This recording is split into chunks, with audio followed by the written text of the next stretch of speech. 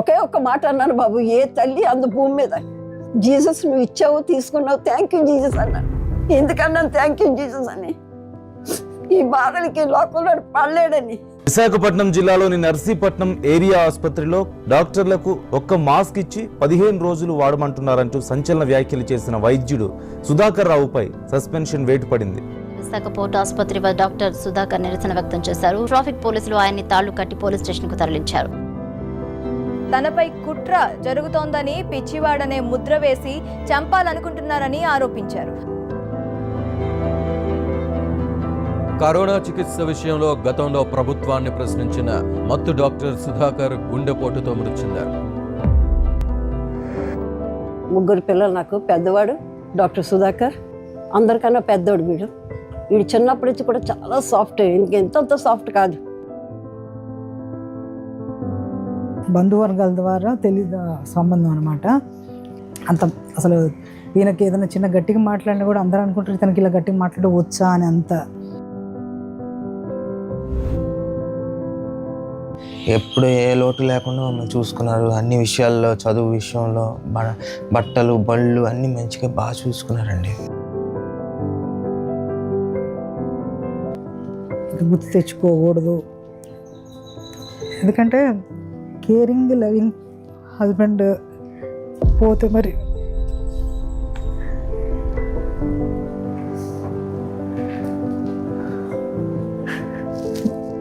ముందు ఎలక్షన్స్కి ఆయన అందరిగా తీసుకుని వెళ్ళి ఆయనకి ఓటు వేయించాను దగ్గరుండి.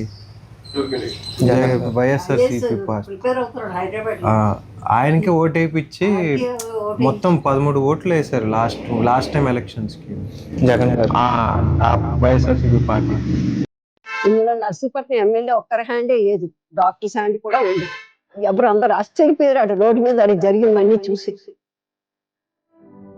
నేను కూర్చొని ఉంటే నాకు ఫోన్ వచ్చింది, మీ పెద్ద బాబుని అక్కిపాలెం రోడ్డు మీద చేతి వెనక పెట్టి కొట్టేస్తున్నారు.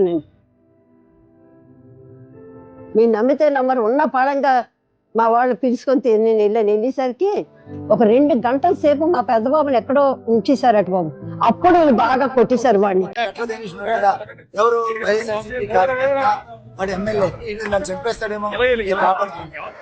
ఆ 2-3 అవర్స్ తర్వాత ఫోర్టౌన్ పోలీస్ స్టేషన్కి తీసుకొచ్చారు. హాస్పిటల్లో పెట్టారు 21 రోజునైనా వాడిని, మెంటల్ హాస్పిటల్ అని.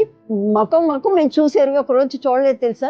డాక్టర్ని నాకే ఇలా ట్రీట్మెంట్ ఇచ్చారంటే మిమ్మల్ని ఏం చేస్తారు, మీరు ఎందుకు బయటకు వస్తున్నారు, మీరు ఎందుకు ఇక్కడికి వస్తున్నారు అని చెప్పి ఒప్పుకునేవాడు కాదు. ఒక్కసారి తెలియకి దగ్గరికి వెళ్ళిపోతే అస్సలు రావద్దని చెప్పేశాడు. అంటే మమ్మల్ని అసలు ఎవరిని అక్కడికి ఎలో చేయనీయలేదు. మా హస్బెండ్ నన్నే ఇలా చేశారంటే మిమ్మల్ని చూసినా లేకపోతే నాతో కనెక్షన్ ఉన్న మిమ్మల్ని కూడా వాళ్ళు ఏదైనా చేస్తారేమో, నువ్వు పిల్లలు ఉంటున్నారు మమ్మల్ని కానీ ఎవరిని అసలు రానియద్దని.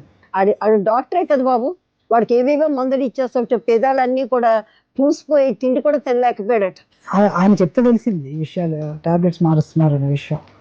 ఒక చిన్న డొక్కు ఫ్యాన్ కింద పాపం బట్టలు లేకుండా అసలు బనీని కూడా ఇప్పుకొని ఎప్పుడు ఇంట్లో మేము ఎవరూ చూడలేదు. అలాంటి వాళ్ళు అలాంటి చోట్ల పెట్టారు బాబు. 21 రోజు వాడు చనిపోయిన 3 నెలలకి మా వారు చనిపోయారు. 3 నెలలకి.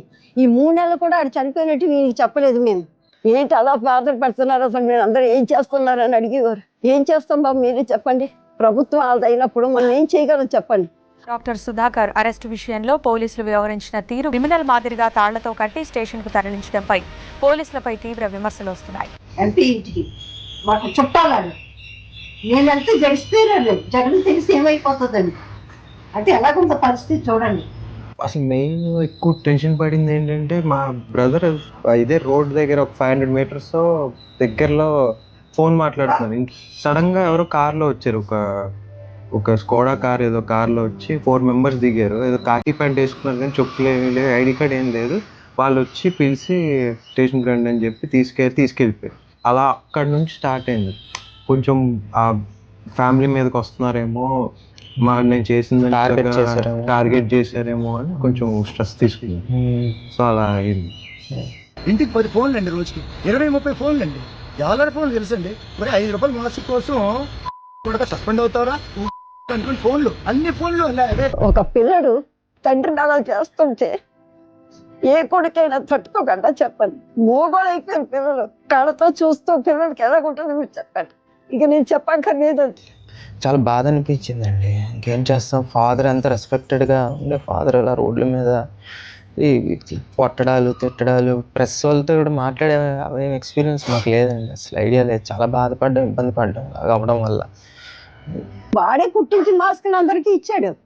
అక్కడ స్టాఫ్ అందరికీ మాస్కులు వాడు కుట్టించి పట్టుకెళ్ళి ఇచ్చాడు. మా డాడీ నాకు చెప్పింది ఏంటంటే, అక్కడ లోపల కొంచెం సరిగ్గా మా డాడీతో మీటింగ్ జరుగుతుంటే మా డాడీ వెళ్ళి కలుద్దామని వెళ్ళారండి. వెళ్ళిపోమన్నారు బయటికి. మా డాడీ చెప్పిన దాని ప్రకారం ఏంటంటే, ఫిల్టర్ పట్టుకొని బయటికి తోసేయడం వల్ల మా డాడీ కోపం వచ్చి ఇలాగా ఫైర్ అయ్యారు. ఇలా మాస్కులు లేవు ఇది అని చెప్పి. సార్ మాకు ఇక్కడ మాస్కులు లేవంటే మా డీసీఎస్ ఫోన్ చేస్తా, డీసీఎస్ ఫోన్ స్విచ్ ఆఫ్ అండి. ఇవాళ ఒక మాస్క్ పెట్టుకొచ్చాడు, N95 మాస్క్ పెట్టుకొచ్చి 15 days వాడారట. 15 days. ఇందులో నర్సీపట్నం ఎమ్మెల్యే ఒక్కరి హ్యాండే లేదు. మొత్తానికి ఆఖరికి వాడిని ఏ స్థితికి తీసుకెళ్లారో మీకు అందరికీ తెలుసు. వాడిని ఆ స్థితికి తీసుకెళ్లారు. ఈ గణేష్ అన్న మాత్రం ముందే అన్నాడట, ఆడు పిచ్చి కుక్కలకు రోడ్డు మీద పెడతాను అన్నాడట. ఆడు ఎలాగన్నాడు అలాగే చేశాడు బాబు. నర్సీపట్నానికి సంబంధించి అక్కడ ఎమ్మెల్యే పెట్ల ఉమాశంకర్ గణేష్ అయితే మాత్రం నిన్న సిబిఐ అధికారులు దాదాపుగా 3 గంటల సేపు విచారించిన పరిస్థితి అయితే మాత్రం స్పష్టంగా అనిపిస్తోంది.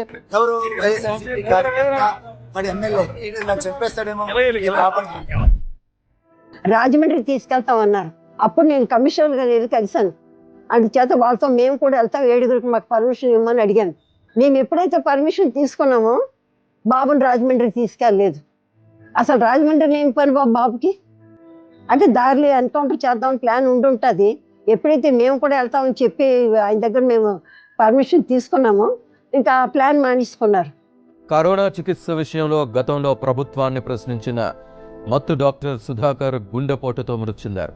ఒక డాక్టర్ దేవుడు అనేది ఎవరిని అంటామండి? డాక్టర్ని అంటారు. అటువంటి డాక్టర్ని ఒక నక్సలైట్ పెట్టినట్టు చేశారు.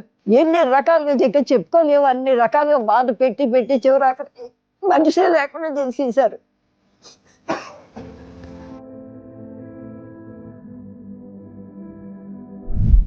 ఇప్పుడు చంద్రబాబు నాయుడు గారికి మేము చెప్పుకుంటాం మా బాధలు. చెప్పినప్పుడు ఆయన ఏం చేస్తారు? వెంటనే పిలిచి వాళ్ళు గద్దించడం, లేకపోతే అక్కడ ఉన్న వాళ్ళు పిలిచి చెప్తారు. ఆ ప్రభుత్వం వాళ్ళు అసలు అంటే ముందుకు రావడం కానీ మాట్లాడడం వాళ్ళ నుంచి ఏమి లేదు. అసలు అయితే అయిపోయింది అన్నట్లుగానే ఉన్నారు.